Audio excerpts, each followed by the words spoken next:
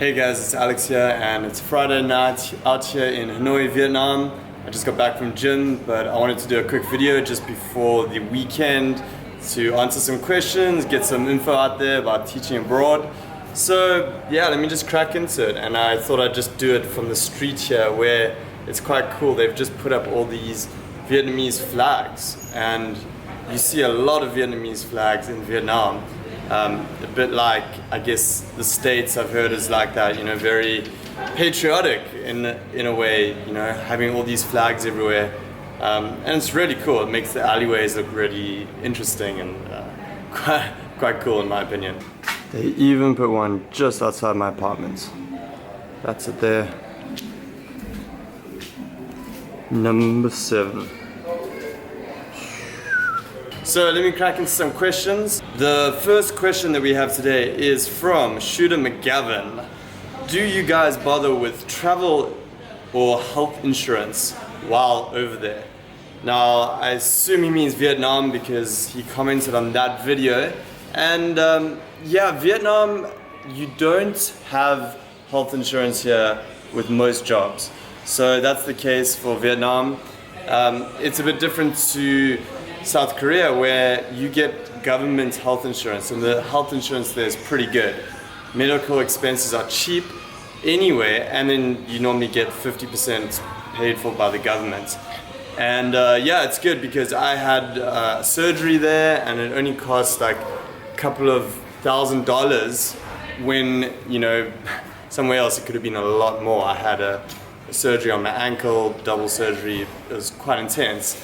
And you know, that was really good that it was covered and it didn't cost that much.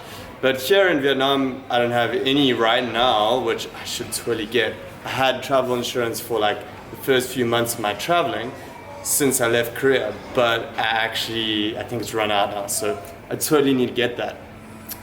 The actual travel insurances that you get online are not always that good.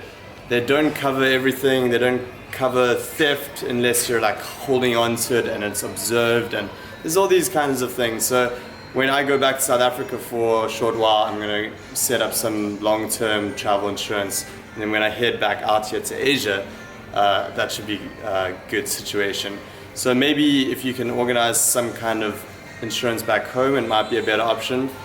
And yeah, if you're coming out to Vietnam. Okay, and then the next question we have here is from Mix Italian Dude. He says, I plan on teaching in Korea once I finish school. I'm curious about how one gets paid with money. Do you get an actual paper check or is it all electronic? And if so, do you have to get a bank locally or can you set it up to transfer to your American bank? Okay, so yeah, that's a good question, and it also depends on the country. Korea and Vietnam, Thailand, typically schools like to have a bank account that they can transfer to and a local one.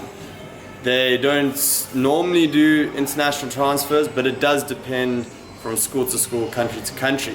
South Korea, for example, will typically always get you to open a bank account there, and you want to have a bank account there because it's, you know, the banking system can be a little bit pedantic, would be a good word there. They have all these security programs you need to install and like different passcodes, and it's really not effective like that. It's not efficient.